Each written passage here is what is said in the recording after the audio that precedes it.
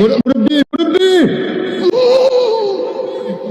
আমি একটা মাহফিলে আমি একজন মুরব্বি মানে বয়স্ক মানুষ মাহফিল থেকে বের হয়ে যাচ্ছিল, তো এটা আমি কখনো অ্যালাউ করি না যে আমি যতক্ষণ আলোচনা করব সবাই থাকতে হবে, একজনও যেতে পারবে না, কারণ আমার বিক্ষিপ্ত কথা তার কাছে বিক্ষিপ্ত একটা মেসেজ যাবে, কিন্তু আমার পুরাটা আলোচনার ভিতরে কিন্তু একটা মূল থিম থাকে। তো সে যদি অর্ধেক শুনে চলে যায় তাহলে তো সে আমার মূল থিমটা পেল না।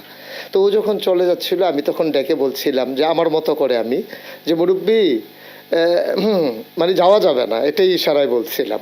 তো এটাই ভাবে যে আপনার ছেলেরা এইভাবে নেবে এটা আমি বুঝি নাই। তো এটার ভিতরে ওরা একটা আনন্দ খুঁজে পেয়েছে, এবং সরকারের বদল হওয়ার কারণে এখন যে সমস্ত মানুষগুলো মুরব্বির কাতারে ছিল যারা যখন পালিয়ে যাচ্ছে সেখানে ওই কথাটা চলে যায়, এটা যায় প্রসঙ্গক্রমেই যায়।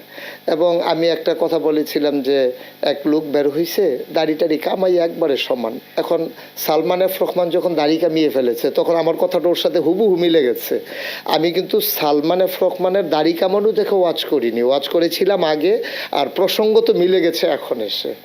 তো এখন যখন যাই আমার গ্রামে হোক বাইরে হোক শহরে হোক, আমি দেখি রিক্সার পেছনে লেখা মুরব্বি, তারপরে আমার ছেলেরা যখন গ্রাফিতি করেছে ওয়ালে ওয়ালে সেখানে লেখা আছে, তারপরে সোশ্যাল মিডিয়া আপনি যদি 100 রিলস দেখেন সেখানে দেখবেন 50টা রিলস হচ্ছে মুরব্বি। তারপরে আমি আজকে গতকালকে আমি গাড়িতে বসে বসে দেখছিলাম যে বিদেশি একটা লোক, তারে বোধহয় বাংলাদেশের কোনো একটা লোক শিখিয়ে দিয়েছে, সে আরবির সাথে মিশিয়ে বলতেছে মুরব্বি মুরব্বি, মানে ওটা বুঝতে পারছে এটা একটা আনন্দ ঘন বিষয়।